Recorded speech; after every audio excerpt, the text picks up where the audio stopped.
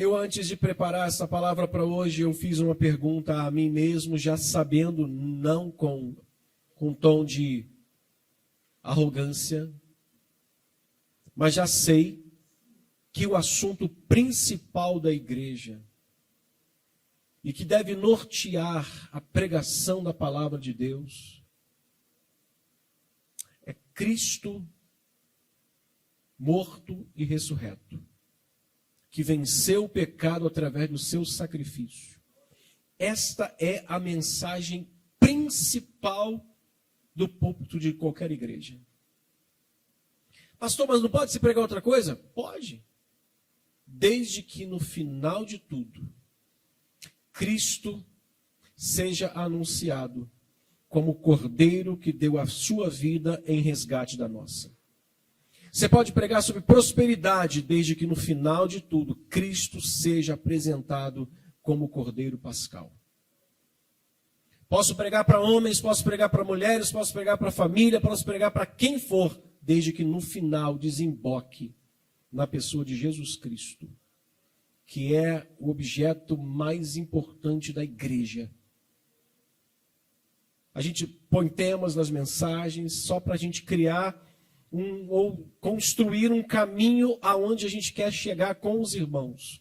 Mas no final a mensagem é Cristo. Quando a mensagem não é Cristo no centro, ela pode nos levar, nos desviar para um caminho e acabarmos olhando para os homens.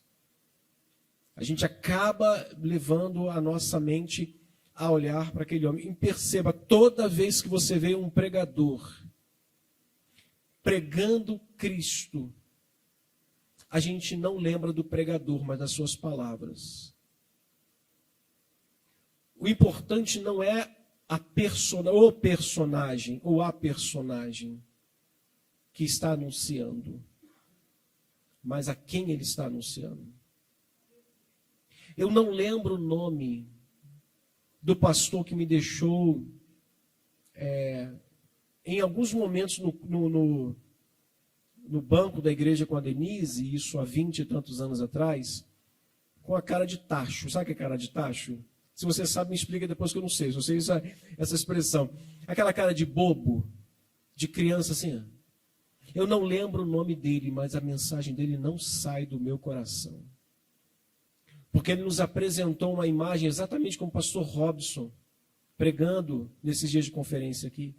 Ele me apresentou uma imagem da eternidade, num estudo que ele fez na igreja sobre a segunda vinda de Cristo, como ele fez aqui também, isso há 20 e tantos anos atrás, que a igreja não conseguia, acho que todos morreram naquela, porque não tinha respiração. O pessoal estava assim, eu não lembro dele, não lembro do nome dele, eu lembro do que ele pregou, porque o mais importante é a pregação do que o pregador. O que João Batista fez? Ele deu uma aula de alguém que entende de que o importante é que Cristo apareça e quem está pregando desapareça. Eu não sou digno de desatar as sandálias dos pés dele. Importa que ele cresça e eu diminua. Só que essa tendência não é a tendência da igreja atual. A tendência da igreja atual é o culto à personalidade. Tudo tem a ver para impressionar as pessoas que estão na plateia. Tom de voz, iluminação, a fisionomia do pastor, a vestimenta do pastor. Tudo aponta, tudo é criado, tudo é feito para que as pessoas possam ter. Isso quem faz é palestrante. Palestrante precisa dessa técnica para atrair os olhos das pessoas para que ele possa vender o produto dele. Mas nós não somos vendedores de produtos. Nós não somos donos de supermercados que apresentamos a Bíblia como um cardápio de mercadoria e os irmãos são consumidores que vão comprar aquilo que a gente está vendendo. Nós não vendemos uma ideia, nós vendemos a verdade. Nós pregamos a verdade da palavra de Deus. Fazendo essa introdução, prepare o seu coração, porque eu vou falar sobre pecado. A gente primeiro prepara o campo para depois lançar a semente. Eu vou falar desse texto que está inserido aqui na ênfase deste texto a palavra pecado. Porque esse texto que a gente vai ler agora, do capítulo 5, do versículo 1 a 8, ele é a continuidade daquilo que está acabando de acontecer no capítulo 4, com a história da samaritana. E o João escreve exatamente assim: passadas estas coisas, que coisas? Estas coisas que aconteceram no capítulo 4, com o encontro da samaritana com Jesus. O encontro de Jesus com a samaritana. Então, quando passa essas coisas, havia uma festa dos judeus, e Jesus subiu para esta festa em Jerusalém. Ora, existia ali, junto à porta das ovelhas, um tanque chamado em hebraico Betsaida, ou Betesda, aliás, a qual tinha 5 pavilhões. Nesses jazias uma grande multidão de enfermos, cegos, coxos, paralíticos, esperando que se movesse a água. Porquanto um anjo descia em certo tempo, agitando-a, e o primeiro que entrava no tanque, uma vez agitada a água, sarava de qualquer doença que tivesse. Estava ali um homem enfermo havia 38 anos. Esse é o texto. Verso 6, leia. Jesus vendo-o deitado e sabendo que estava assim há muito tempo, perguntou-lhe: queres ser curado? Respondeu-lhe o enfermo: Senhor, não tenho ninguém que me ponha no tanque quando a água é agitada, pois enquanto eu vou, desce outro antes de mim. Verso 8, leia. Então lhe disse Jesus: levanta-te, toma o teu leito e anda. E aqui, nosso Deus e Pai, abençoa-nos nessa curta reflexão. Prepara os nossos corações.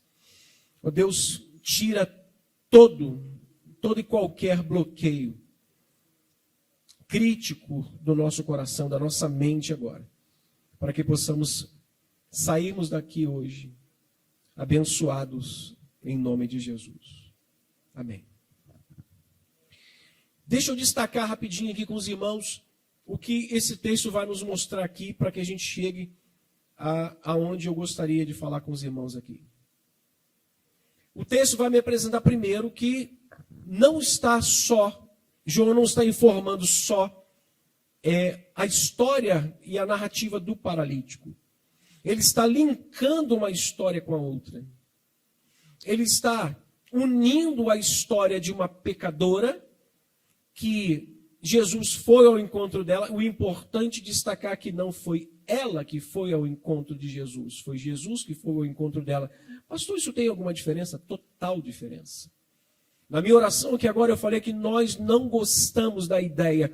Homem natural não quer Deus, porque a natureza dele é pecaminosa.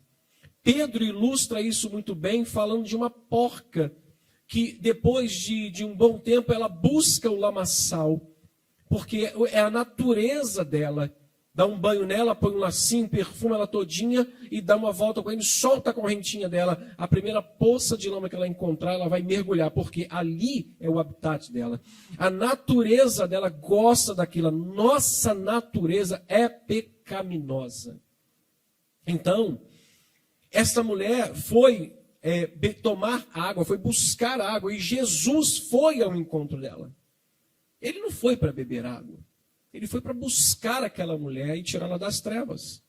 Então, João está linkando um assunto com o outro, e a semelhança desse texto é tão grande, porque nós vamos ver parte desse texto que se assemelha com aquilo que aconteceu com este paralítico de 38 anos ali, enfermo. Então, o que está acontecendo aqui é algo que está no passado, mas João vai linkar isso para a gente hoje. Está acontecendo uma festa e Jesus iria participar dessa festa, mas, poxa, quem está participando, indo participar de alguma festa, a primeira coisa que ele deseja, pelo menos da natureza humana, é aproveitar da festa. Ok. No entanto, nós vamos encontrar no texto Jesus indo para Jerusalém, mas ao mesmo tempo observando que a poucos metros de onde ele estava, não se tem o cálculo exato, mas era um pavilhão, e esse pavilhão certamente ficava próximo a onde ficava a festa. E Jesus observa que haviam pessoas fora da festa que deveriam estar na festa. E Jesus pergunta, o que eles estão fazendo lá? Aí vai até o encontro deles. Mais uma vez, não foi eles que foram a Jesus, foi Jesus. O que é o Evangelho, irmãos? O Evangelho é Deus indo aos homens, não é o homem indo a Deus. Ah, eu aceitei Jesus, bobo. Foi Jesus que te aceitou. Foi Ele que deu a vida por você. Você que devia a Ele, não te devia nada. Fomos nós os pecadores. Ele foi o ofendido, nós os ofensores. Ele nos perdoou. Nós não precisamos dar o nosso melhor para Deus, porque Ele já deu o melhor dele para nós. E tudo que a gente pensa em dar a Deus de melhor, não se compara a tudo que Deus já deu de melhor para a gente. Então a gente começa a pensar diferente. A festa mencionada por João era possivelmente a festa dos tabernáculos.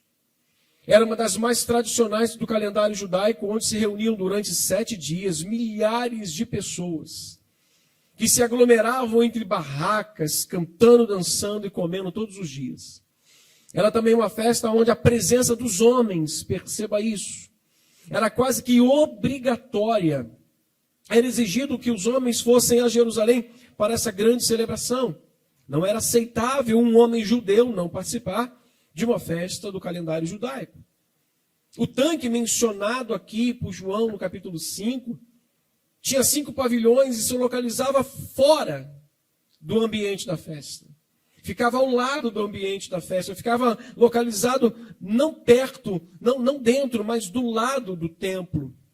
Os pavilhões eram, na verdade, 5 grandes alpendres ou varandas que abrigavam ali toda sorte de pessoas doentes, que permaneciam ali com a esperança de serem curados. Da casa de misericórdia, que significa Betesda. Betesda significa casa da graça, casa da misericórdia. Eles estavam ali em busca da graça e da misericórdia de Deus, acreditando que ali haveria de acontecer o grande milagre da vida deles, de cada um que estava ali.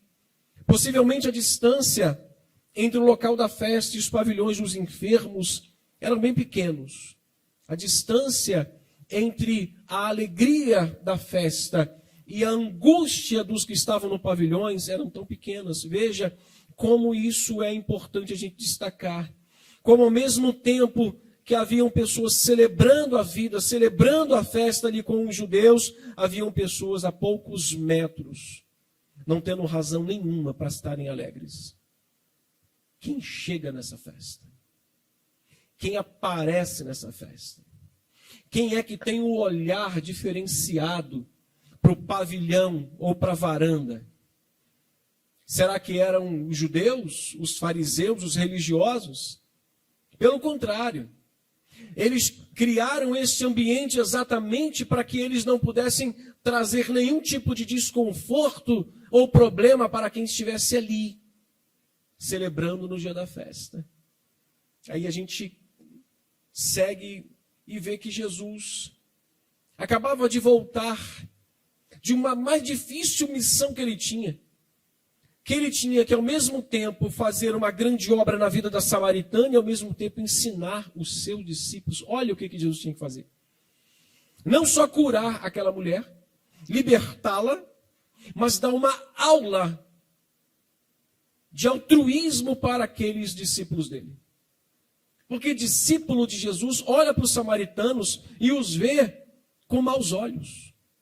A ponto deles chegarem na cidade, alguns deles já falam assim: Senhor, quer que a gente mande descer fogo do céu e acabar com essa raça toda? Porque eles não gostavam dos samaritanos. Então Jesus dá uma aula, ele vai de encontro a quem? A própria samaritana. Eu fico imaginando lá no céu, como disse o pastor Robson, eu queria perguntar: o que vocês sentiram na hora? O que vocês sentiram na hora de ver Jesus abençoando uma samaritana? E ao abençoar a samaritana, ela volta para a cidade dela e evangeliza os samaritanos da cidade dela. E a Bíblia diz que todos eles se convertem. Jesus deu uma aula de humildade, de altruísmo para a vida dos seus discípulos. Então ele acabara de voltar de uma difícil missão em Samaria, pregando para uma mulher cuja história de vida não era das mais bonitas.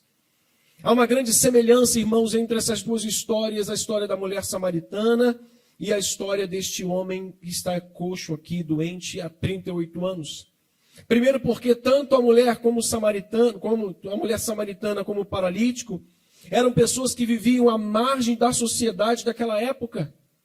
Tanto aquele homem vivia naquele canto esperando que alguém movesse, alguém o pegasse quando a água estivesse se movendo, como aquela mulher que precisou visitar ou ir ao tanque, ao poço buscar água, que horas? Ao meio-dia.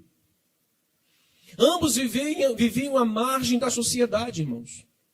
E o problema central que eles tinham também, além de viverem à margem da sociedade, é que ambos eram extremamente pecadores. Ambos estavam escravizados pelo pecado. Ambos estavam sofrendo as consequências do pecado que eles próprios escolheram viver. Percebam isso, prestem atenção nisso.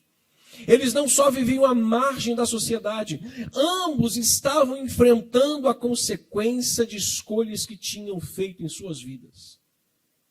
A Bíblia não vai dizer qual era o pecado deste paralítico, mas o texto é claro que Jesus está tratando do pecado deste jovem, deste homem. O texto é claro porque Jesus está tratando de dois pecados, de dois personagens diferentes, um da mulher e o outro da samaritana, do paralítico. Ele vai olhar para ele, olha, Senhor, não peques mais, para que coisa pior não te aconteça. Ué, mas por que ele está tratando do pecado e cura o homem antes? Por que Jesus primeiro não manda ele pedir perdão dos seus pecados, mas primeiro Jesus escolhe primeiro curá-lo? O que você quer que eu te faça, pecador? Ele, eu quero ser curado. Ele então levanta e anda. Não foi isso que a gente leu no versículo 8? Então por que Jesus, ao invés de tratar primeiro o pecado, não trata primeiro a questão da cura daquele homem? A gente vai entender isso daqui a pouquinho.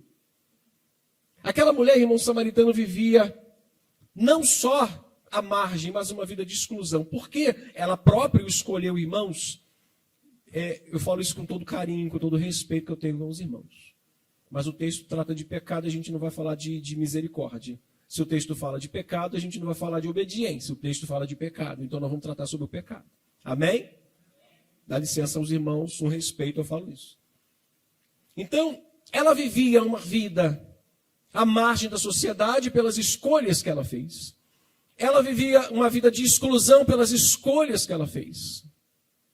Ela escolheu viver daquela forma, então ela precisou adaptar a sua vida de acordo com aquilo que ela própria escolheu fazer. O fato, irmãos, de estar buscando água ao meio-dia, deixa claro que aquela mulher não se relacionava com muitas pessoas. Talvez pelo estilo de vida, aquela mulher já tinha se acostumado a viver de forma solitária. E o estilo de vida daquela mulher fez com que ela se acostumasse a viver no seu pecado.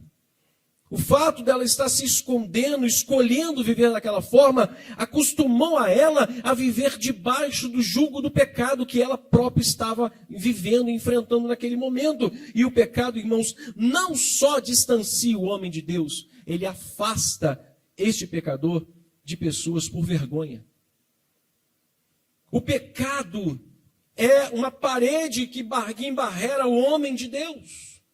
Mas esta parede também embarrera o homem dos outros homens, por vergonha. Eu conheci pessoas que tinham vergonha de se relacionar com os outros pela prática dos seus pecados. Ele não tinha só um problema com Deus, ele tinha um problema com os semelhantes, porque ele tinha vergonha dos pecados que ele cometia. O pecado afasta o homem de Deus, mas também separa ele das outras pessoas, porque ele tem vergonha de encarar que ele comete algo que traz dano para a sua própria vida. Deixe-me falar algo para os irmãos, para a gente começar a fazer as aplicações desse texto. Não viva uma vida de exclusão. Não se exclua das pessoas e nem de Deus. Não se exclua. Diga comigo, eu preciso de Deus. Eu preciso de Cristo, mas eu também preciso de pessoas de Cristo. Irmãos, nós precisamos de Deus, de Cristo, mas nós precisamos das pessoas de Cristo. Quantas pessoas eu conheci que viviam na prática do pecado, mas conheceram alguém de Cristo, alguém de Deus, que essas pessoas de Deus pegaram ela e levaram elas a Deus. Mas quando a gente se exclui, que a gente se isola, a gente vive uma vida de exclusão, exclui Deus da nossa vida, exclui pessoas da nossa vida, não há ninguém que possa nos pegar na mão e nos levar até quem que pode nos curar e nos libertar da força do pecado. Segunda coisa que eu quero aplicar e deixar para os irmãos: não se acostume com a vida que estás vivendo. Mude. Talvez ela tenha se acostumado, eu falei agora há pouco. Ela viveu uma vida que ela se acostumou a ter um horário, porque era um horário que ninguém tinha contato com ela. Ninguém a atrapalhava naquele momento. Não se acostume com a vida que você está vivendo. Mude. Radicalmente mude. Porque se você não mudar, as coisas vão permanecer como elas estão. Aí nós vamos entender por que Jesus quis dizer aquilo para aquele jovem no versículo 14. Aquele jovem não, aquele velho. 38 anos, ele já devia ter mais ou menos uns 50, né? Por aí. Terceira coisa que eu deixo para a gente aprender e pensar logo de início. Não se acostume a viver longe de Deus. Você já andou, eu vou usar a ilustração, a alegoria que o pastor falou ali no domingo. Quantos aqui já não andam de bicicleta há muitos anos? Levante a sua mão.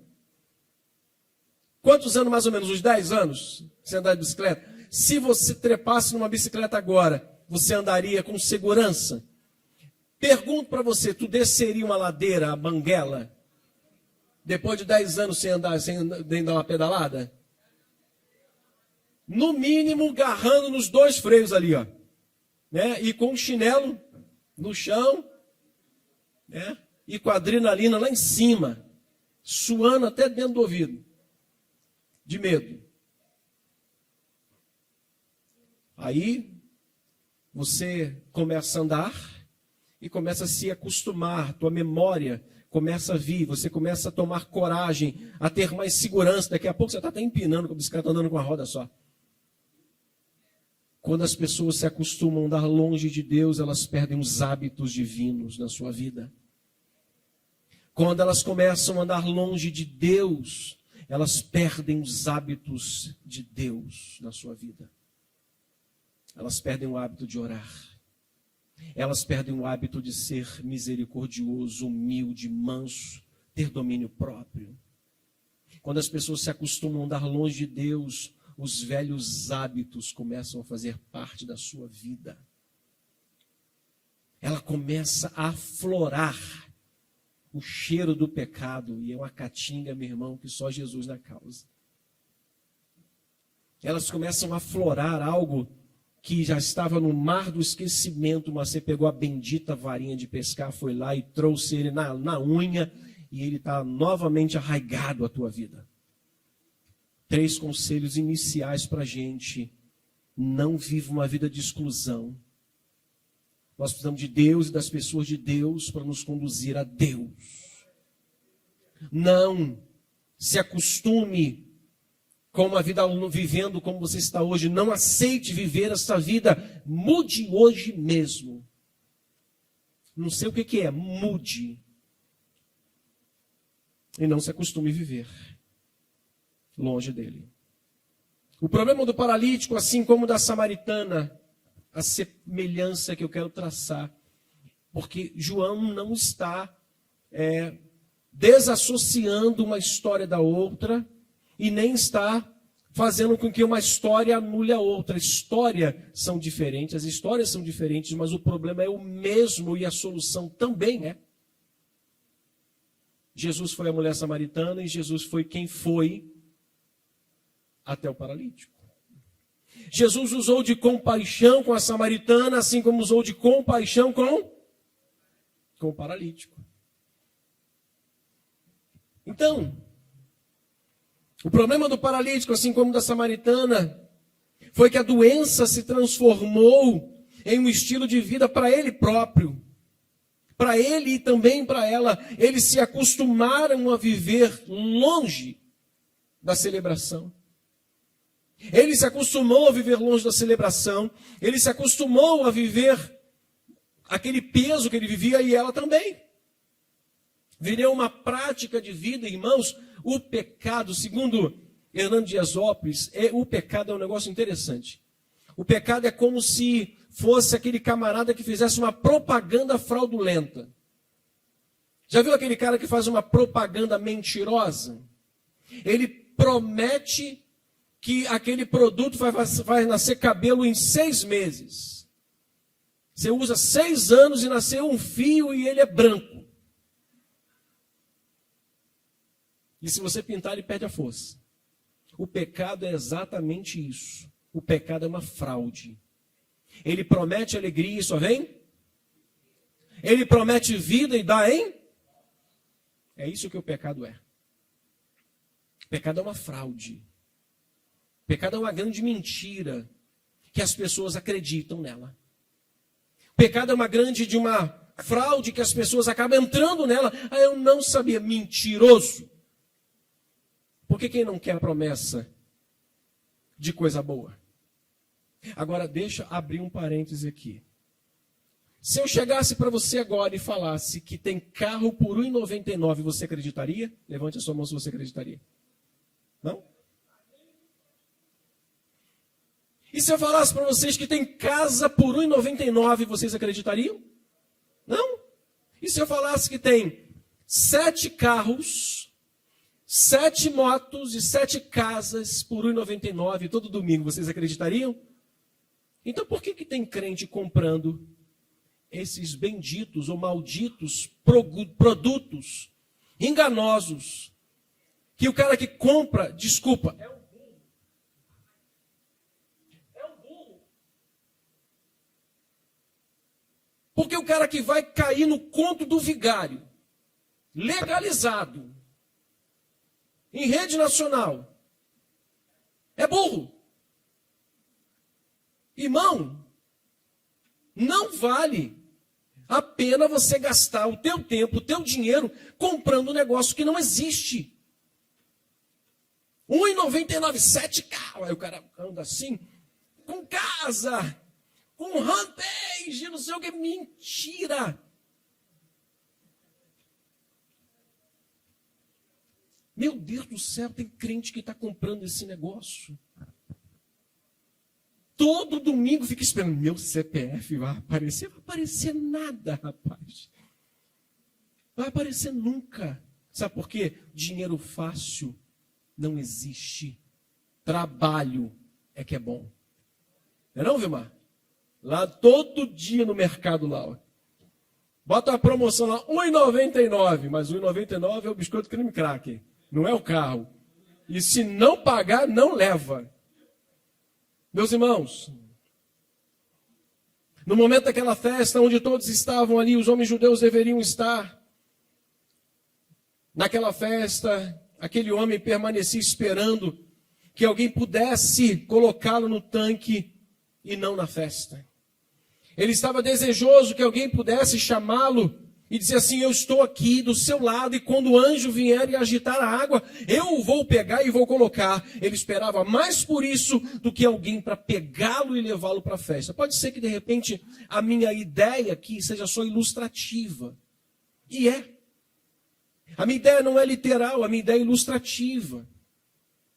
Porque aquele homem estava numa situação para que Jesus pudesse manifestar o que ele manifestou também à mulher samaritana. E Jesus não fica fora da festa. No entanto, irmãos, ao chegar à cidade, ele observa um contraste entre a multidão que festejava e a multidão que chorava. E o lugar deles não era ali, era festejando. O lugar deles era junto com aquela multidão. Mas eu quero chamar a nossa atenção hoje para esta mensagem que eu queria deixar para os irmãos hoje aqui. Agora é a mensagem que eu queria deixar para os irmãos nessa noite. Aí eu peço licença para os irmãos não se ofenderem com o que eu vou falar. Aquela multidão, irmãos, era alimentada por uma antiga crença. A antiga crença de que uma vez o anjo viria e agitaria a água, e o que primeiro entrasse e mergulhasse na água era curado. Eles viviam alimentados por essa crença. E aquele paralítico há 38 anos ficou sendo alimentado por algo que só lhe trouxe tristeza e frustração. Ele disse, não tenho ninguém que me ponha no tanque. Ele passa 38 anos alimentando uma frustração na sua vida. Ele passa 38 anos esperando, ele diz para Jesus, eu não tenho ninguém que me ponha nesse tanque. Quantas pessoas, irmãos, hoje, com respeito, frequentam igreja, são batizados, mas mesmo assim ainda estão alimentando antigas crenças na sua vida, estão alimentando antigas esperanças na sua vida, que nada tem a ver com a promessa e com a vontade de Deus para a sua vida. Quantas pessoas estão exatamente como este homem paralítico, alimentando esperanças mortas, crenças mentirosas na sua vida, que não tem nada a ver com aquilo que Deus reservou para você, que é muito maior e mais poderoso. Pessoas que estão paralisadas, pessoas que estão tristes, frustradas, sem sonhos, pessoas que estão paralisadas porque sempre estão esperando respostas ou ações de um homem ou de homens que nada podem fazer. Pessoas que estão crentes, irmãos, que estão paralisadas, sem sonhos, frustradas, que estão esperando respostas há tantos anos de quem não pode fazer nada por você. O único capaz de mudar a vida de um homem é Deus, em Cristo seu Filho, mas ninguém. Porém, irmãos, há algo mais importante para pensarmos hoje aqui. Existem algumas paralisias em nossa vida. Existem algumas paralisias em sua vida emocional, financeira, sentimental e até espiritual, que não estão relacionadas com o que as pessoas não fizeram por você. Tem pessoas paralisadas na sua vida ou em sua vida emocional, financeira, material, sentimental, espiritual, que não tem a ver com nada. Não tem a ver com o que elas estão esperando que as pessoas façam por ela, mas sim por aquilo que ainda ela não fez diante de Deus, por ela mesma. Tem pessoas que estão paralisadas porque estão esperando respostas humanas, mas há pessoas que estão paralisadas porque elas não estão dando resposta ao chamado de Deus na sua vida e ainda continuam do mesmo jeito que estavam. Tristes, frustradas, sem sonho, sem vida com Deus, sem brilho do Espírito, sem plano, sem sonho, sem desejo de progredir, sem desejo de correr, ir mais além, mergulhar nos rios de Deus. Aí nós lemos no Salmo 32. O problema que o salmista aponta no Salmo 32 é exatamente o problema que é apontado aqui dentro da narrativa do texto. O texto mostra, irmãos, que o pecado é destruidor. Esse homem estava sofrendo, estava sem amigos, sem ajuda, sem esperança, exatamente por causa do seu pecado. Pastor, como assim? Foi Jesus quem apontou o problema dele. Foi Jesus quem destacou aqui que o problema daquele homem era oriundo do pecado. Deixa eu abrir um parêntese aqui para fugir do que está escrito aqui agora. Mas de certa forma está. Avalie se o que não está acontecendo é culpa dos outros ou responsabilidade do pecado que você não confessou. Avalie se aquilo que está dando certo é algo que está apontando para você para um caminho de morte, porque às vezes a gente está indo numa direção. Quem soltou pipa aqui já? Da linha é muito bom, né? E eu sei soltar pipa. O Rubens soltando pipa é uma graça. Coloquei lá em Arraial, ventando para cá. Pai, compra uma pipa, comprei. Coloquei pipa no alto, aquele da ventania, fiz aquele cabelo mais fraco, né? Ele pegou uma cadeira, colocou aqui, sentou e ficou. Ah, geração Nutella. Ficou aí. Rubem, desbica a pipa. Ele, como é que faz isso, pai?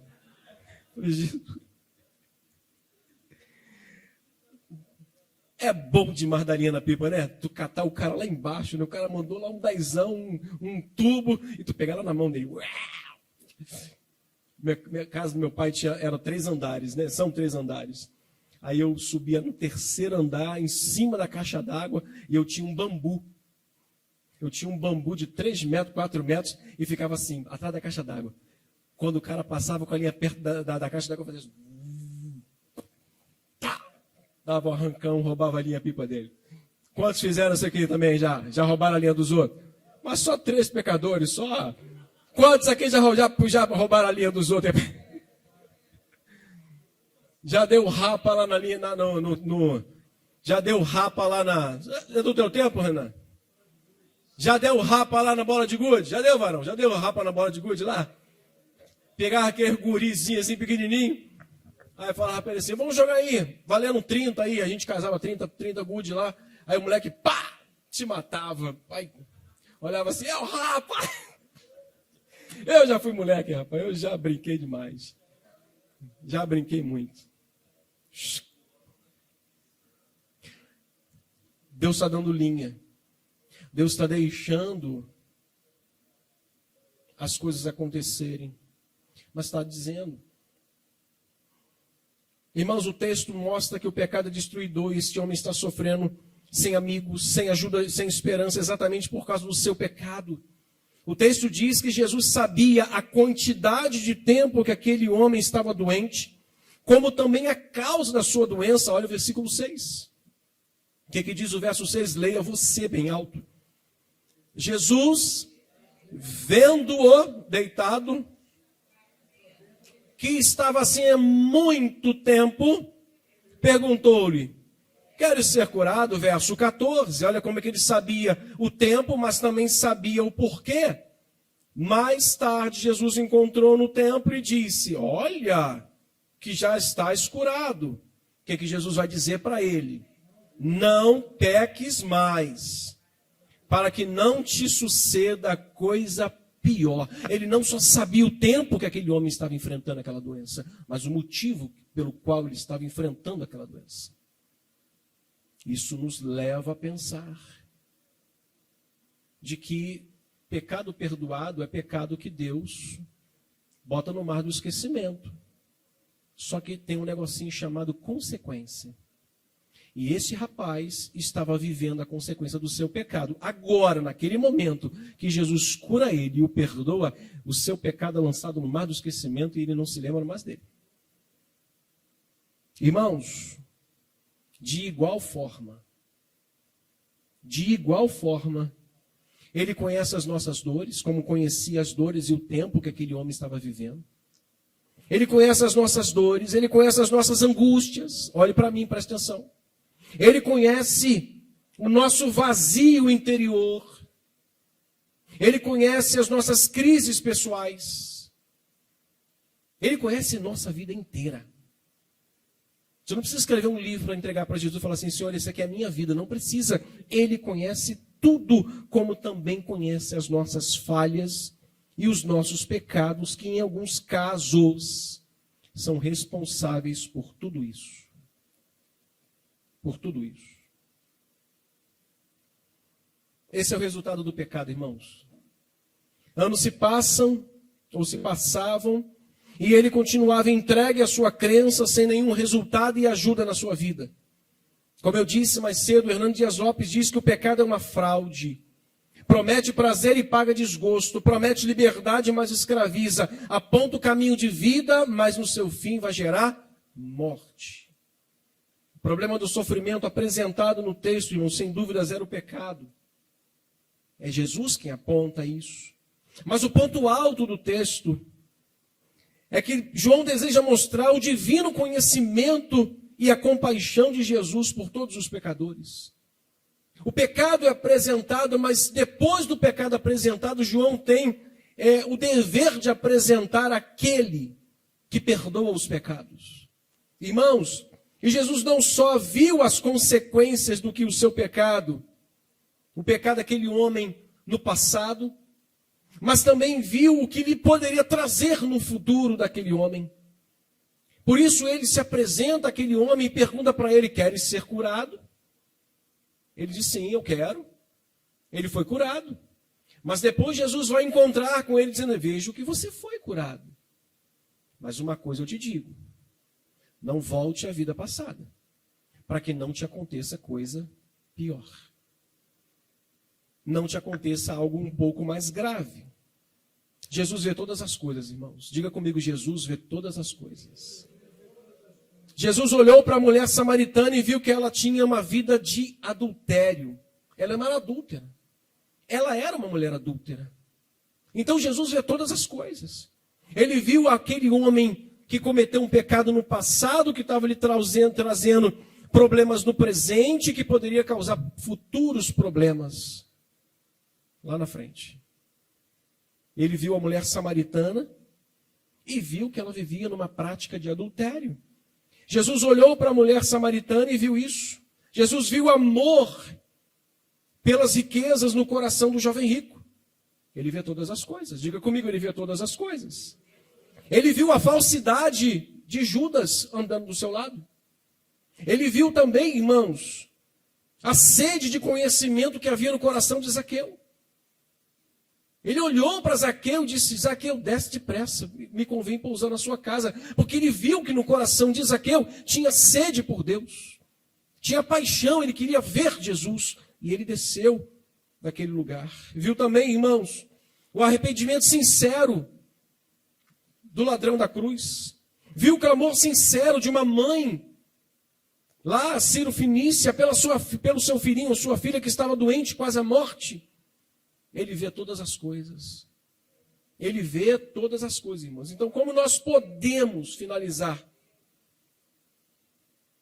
e aplicar esse texto a nós? Primeiro,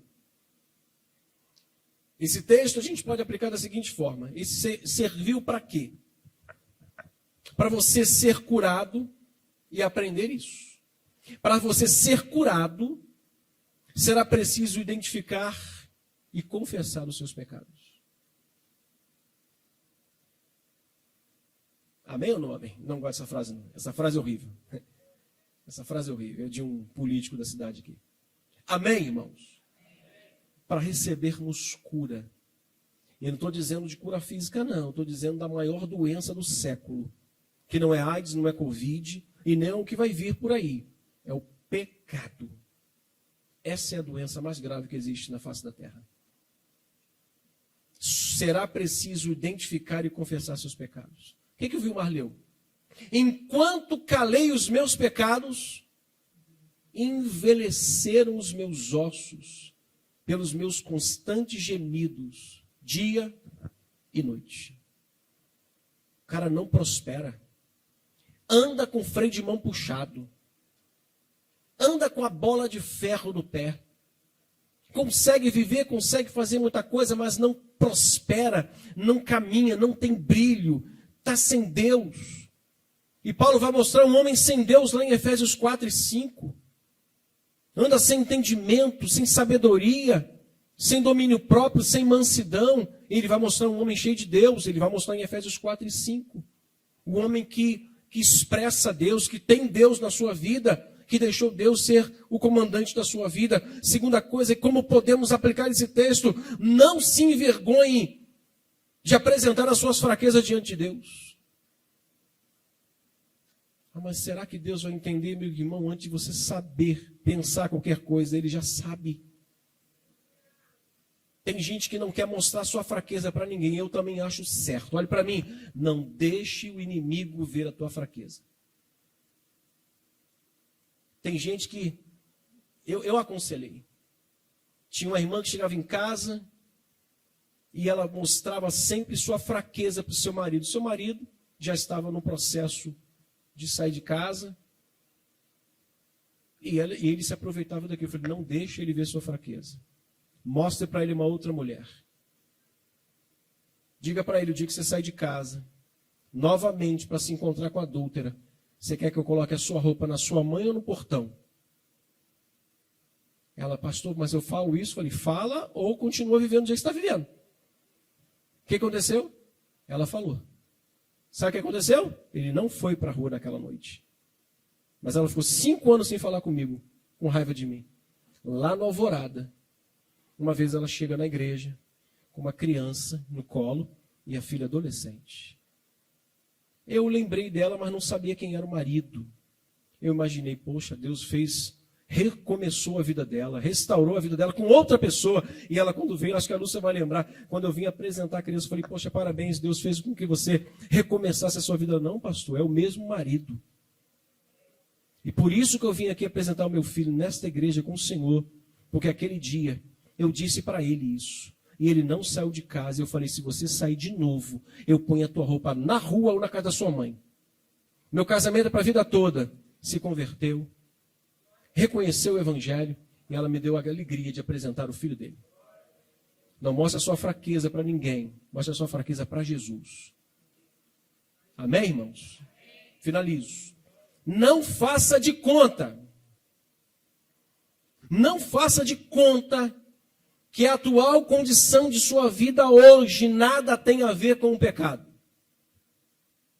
Pode ser que não haja relação nenhuma. Mas considere que alguma coisinha que está acontecendo na sua vida é consequência de um ato errado seu. De algo que você semeou e que agora não queira plantar alface e colher melancia. Não queira plantar uva e colher mamão. Você vai colher exatamente o que você plantou. Mas sabe qual a notícia boa? Que Jesus estava naquele momento indo ao encontro tanto da samaritana quanto do paralítico, e os curou, e os perdoou dos seus pecados. E a boa notícia, Ele está aqui nessa noite, para perdoar os nossos pecados, inclusive os meus pecados. Diga assim, inclusive o meu pecado, pastor, inclusive os nossos pecados, e nos fazer tudo de novo, irmãos. Que Deus nos abençoe abundantemente.